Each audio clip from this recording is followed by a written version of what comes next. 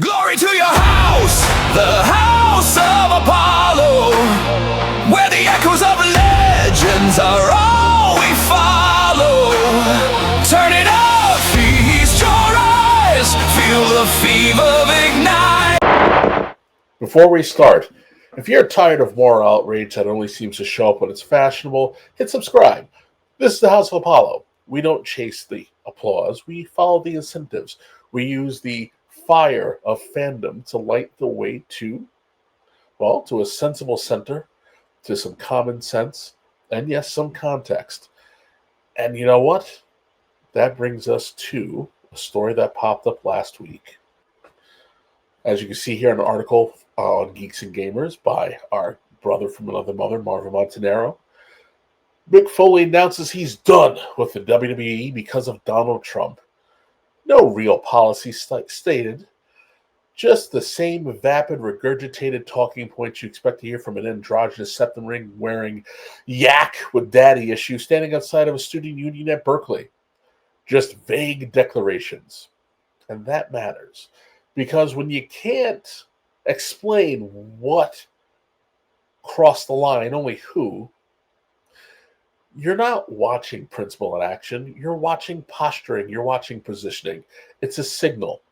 It's a way of telling certain people, don't worry, I'm one of the good ones. Thomas Sowell explained this pattern better than anyone. People don't respond to slogans. They respond to incentives. And in modern celebrity culture, the incentive isn't being known for your courage. It's reveling in the moral performance. You're rewarded for denouncing the approved villain at the approved moment in front of the approved audience. Why? Well, consistency doesn't pay, but selective outrage does. Foley stood with the WWE for decades, through racial controversies, through expletive storylines, through locker room scandals, through content that was at best questionable, at worst sexually, morally dubious. No walkouts, no press release, no moral reckoning. Frankly, the only time Mick leaves the WWE is when he doesn't get his way. So now, suddenly, a conscience arrives. That's not ethics evolving. That's a cost-benefit analysis changing. Now we got to be honest, right? Because adults can hold two thoughts at once. Yes, Trump's comments were boorish. Yes, they were ill-timed. Yes, he absolutely should have left that round in the chamber, but let's not pretend this is anything new. He's been the same guy since the late 70s. Unfiltered, combative, lethally allergic to self-censorship.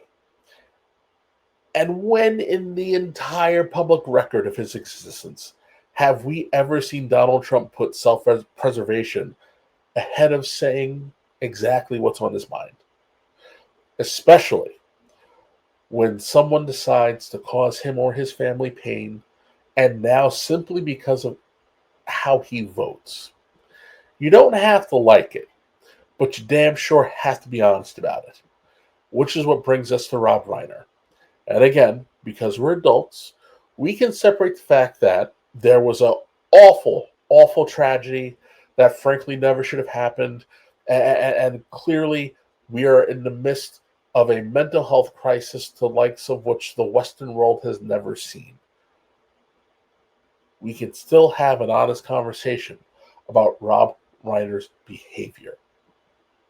Because Rob Reiner's behavior has become the standard that has been normalized by the modern left. Reiner didn't just oppose Trump politically.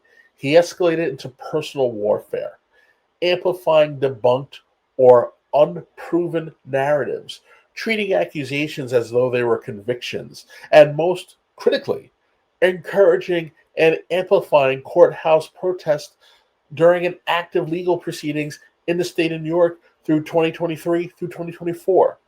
And see, that detail really matters, because this is where the real line doesn't just get crossed, it gets pole vaulted over.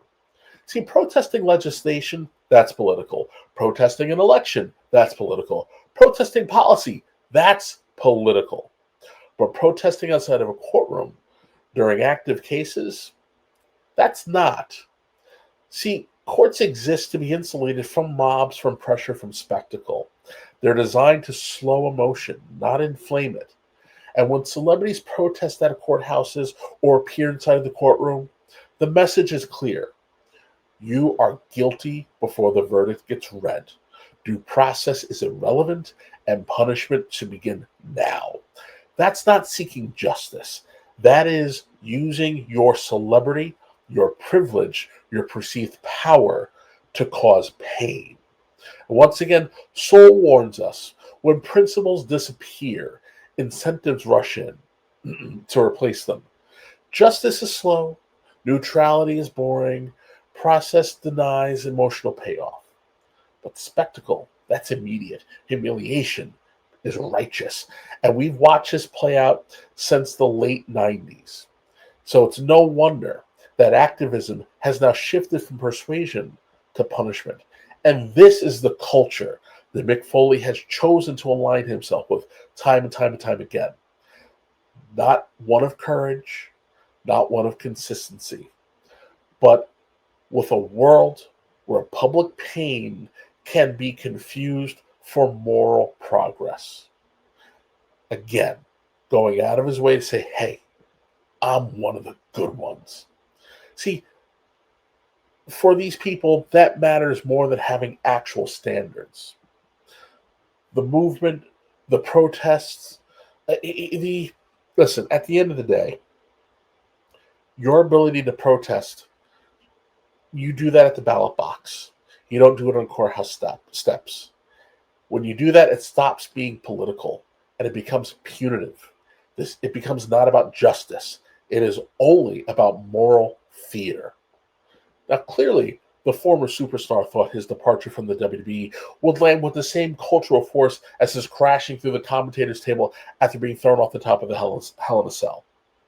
Instead, this trite and trepid virtue signal turned a hardcore legend into a cringe-inducing woke joke. And the Americans said, that don't work for me, brother. Why? Because it's boring. From the ink of the comics to the glow of the tube, every twist, every turn keeps us locked in the groove. TV's flashing neon, check the microphone. We're the speakers of subjects, the kings of the code. Raise the voice.